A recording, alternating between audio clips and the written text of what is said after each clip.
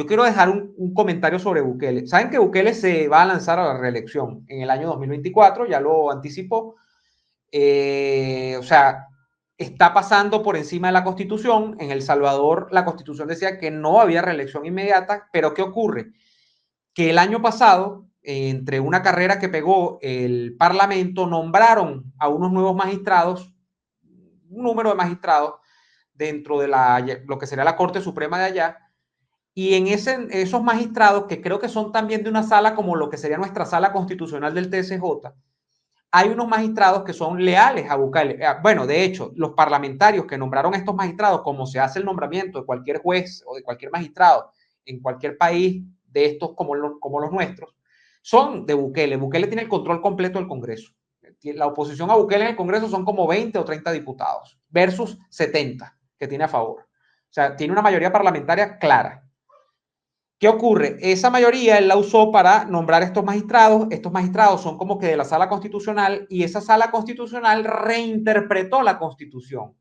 Y un buen amigo que ha estado en El Salvador, que conoce estos temas, me dijo, no, es que lo peor es que la Constitución no es que en un artículo, 3 artículos de alguna manera te dejaban claro que no había reelección inmediata. Bueno, reinterpretaron el espíritu de la Constitución y dijeron que eso que aplicaba para el caso de Bukele, como ha aplicado en los últimos años en El Salvador, de que no hay reelección inmediata, no aplica para Bukele, porque eso es para presidentes que tienen 10 años en el mandato, es decir, presidentes que se extralimitaron el mandato, porque el periodo en El Salvador creo que es 4 años, no 5 creo, porque Bukele está del 19 y vienen las elecciones en el 24. Entonces, no hay manera de pensar en esto, porque no ha habido presidentes de 10 años en los últimos tiempos en El Salvador. O sea, quizás los hubo antes, después de la guerra civil, tal. O sea, ahorita no tengo clara la cronología de El Salvador, pero los últimos mandatos de los presidentes no han durado 10 años. Bueno, dijeron que eso aplicaba solo a los de 10 años, por lo que Bukele se puede volver a lanzar. O sea, que Bukele no está impedido, Bukele puede optar. Ya cuando eso pasó el año pasado, decían, Bukele se va a volver a lanzar. Pero el tipo no lo había expresado. Hace pocos días dijo que sí, que él va a la reelección en 2024, y el tipo va a arrasar. Y aquí es donde viene mi comentario real.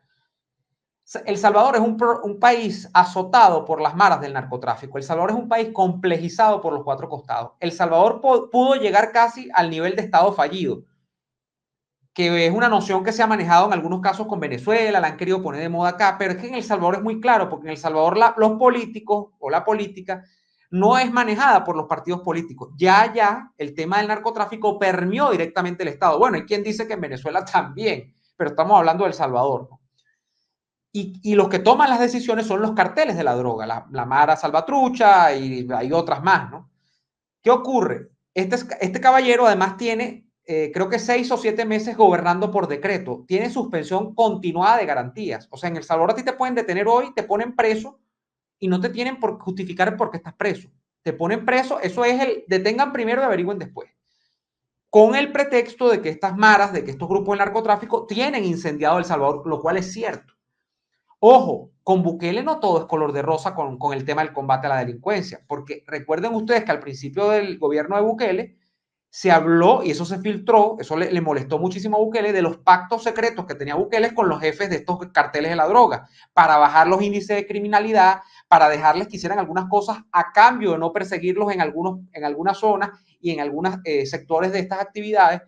Entonces, no todo es color de rosa, pero a ver, para no extenderme, porque si no este es el programa de Bukele, es complicado un tema democrático en El Salvador, y lo dice un demócrata liberal.